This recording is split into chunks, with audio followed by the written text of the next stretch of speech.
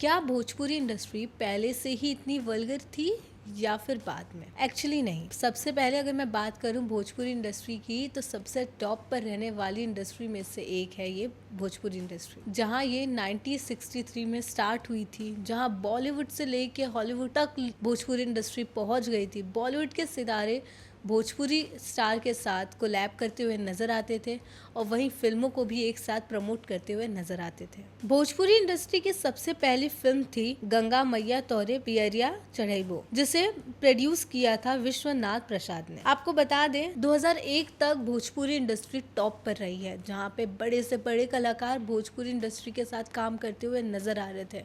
वहीं बॉलीवुड एक्टर्स ने भी हाथ मिला लिया था भोजपुरी इंडस्ट्री से। मनोज तिवारी, रवि किशन, दिनेश लाल, केसारी लाल, पवन सिंह जैसे बड़े कलाकार भोजपुरी इंडस्ट्री को एक अलग लेवल पर लेके गए। ऐसा क्या हुआ कि भोजपुरी इंडस्ट्री को डाउनफॉल देखने को मिला? ऐसा क्या हुआ कि भोजपुरी इंडस्ट्री में बॉलीवुड के सितारे काम करने से मना करने लग गए? इन सब का कारण है भोजपुरी इंडस्ट्री में जिस तरीके से वल्गैरिटी को प्रमोट किया गया, जहाँ पे सॉफ्ट पॉर्न जैसी चीज़ें दिखाई गई, गाने को अश्लीलता की नेक्स्ट लेवल तक पहुँचाया गया।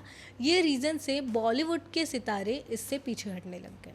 भोजपुरी इंडस्ट्री की मैं बात करूँ तो भोजपुरी इंडस्ट्री पहले ऐसे कभी ही नहीं थी, जहाँ भोजपुरी इंडस्ट्री की फिल्में सबसे ज़्यादा चलने वाली थी और जहाँ उसके गाने तब के टाइम में भी मिलियंस क्रॉस कर ही लेते थे। जहाँ भोजपुरी इंडस्ट्री देश विदेश तक पहुँच रहा था, वहीं बॉलीवुड कहीं ना कहीं पीछे रह गया था। पर जिस तरीके से उन्होंने अपनी प्रमोशन स्टार्ट की, जहाँ फिल्में सिर्फ वल्गर होने लग गए, जहाँ कहानियों में कोई जान नहीं, गाने सिर्फ अश्लीलता के ऊपर बेस्ड होने लग गए, इस रीज़न से भोजपुरी इंडस्ट्री पीछे होने लग गई। भोजपुरी इंडस्ट्री ना ही इंडिया में बल्कि विदेश में भी देखा जाने लगा। Movie, song, box office collection हमेशा टॉप पर रहे।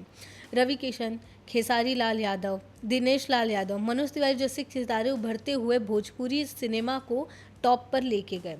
इन सितारों ने न केवल इंडस्ट्री बल्कि राजनीतिक तक भी भोजपुरी को पहुंचाया। क्या आपको पता है भोजपुरी इंडस्ट्री में जब से डाउनफॉल देखने को मिला और भोजपुरी इंडस्ट्री में थिएटर स्क्रीन भी कम मिलने लग गई है, इसके रीजन पता है क्या है? इसका सबसे बड़ा रीजन है वल्गैरिटी को दिखाना, जहाँ वुमेन को एज अ ऑब्जेक्ट यूज करना, सेक्सुअलिटी को प्रमोट करना। यहाँ छोटे शहरों में लोगों को ये चीजें जहाँ पसंद आ रही थी, वहीं बड़े शहरों में इसे बिल्कुल पसंद नहीं किया गया। वहीं जहाँ सॉन्ग रोमांटिक और मेलोडी होती थी, वहीं सॉन्ग को आइटम सॉन्ग बना दिया। यही रीजन है कि भोजपुरी फिल्म को CSB सर्टिफाई में इशू होने लग गया। फिल्म मेकर्स ने डिसाइड किया कि फिल्मों को यूट्यूब पर रिलीज करना शुरू कर देंगे, जिससे लोग फिल्में फ्री में देखना पसंद करने लग गए। और जहां बॉलीवुड साल में 25 फिल्में रिलीज करता था, वहां भोजपुरी इंडस्ट्री महीनों में 25 से ज्यादा शूट कर लेती है। आज भी भोजपुरी इंडस्ट्री के सॉन्ग अगर आप देखेंगे तो यूट्यूब पर मिलियंस से भी ज्यादा क्रॉस किए हुए हैं। इसके पीछे का रीजन है अश्लीलता को जिस तरीके से दिखाया गया है। वो बच्चों से लेकर बड़े सब ये गाने सुनते हैं। आज भी पार्टी वगैरह में आप जाएंगे तो सबसे ज्यादा अगर डिमांड होती है तो वो भोजपुरी गानों की होती है, और वही रीजन है कि आज भी भोजपुरी इंडस्ट्री के गाने टॉप पर चल रहे हैं। आज भी ऐसे कुछ वीडियो हैं जो बच्चे देखते हैं और जिसका मीनिंग भी उन्हें नहीं पता है, पर रील बना रहे हैं, उसे पोस्ट कर रहे हैं। यू नो व्हाट, गलती हमारी है। Unemployment, education, lack of knowledge की वजह से इन चीज़ों को ज़्यादा प्रमोशन मिल गया। कोई एजुकेशन वीडियो पे जितने व्यूज़ नहीं गए हैं, उतना उससे कई ज़्यादा भोजपुरी गानों पे व्यूज़ गए हुए हैं। एक भोजपुरी सॉन्ग होते तो समझ में भी आते, पर यहाँ पे तो जिस तरीके से गानों के टाइटल दिए गए हैं वो भी बहुत अजीब है। जैसे कि पेप्सी पी के लागिलू सेक्सी, हमार लहंगा के अंदर वाईफाई, रात दिया बुता के पिया क्या क्या किया, डैम, और भी ऐसे सॉन्ग है जिसके टाइटल आपके होश उड़ा देंगे। भोजपुरी इंडस्ट्री जिस तरीके से अब है वो पहले ऐसी नहीं थी, जहाँ फिल्में, कहानियाँ, हर चीज़ आपको एक गांव से, आपके शहर से रूबरू कराती थी, जहाँ हर एक स्टोरी लाइन आपके दिल को छू जाती थी। वो अब ऐसी क्यों है?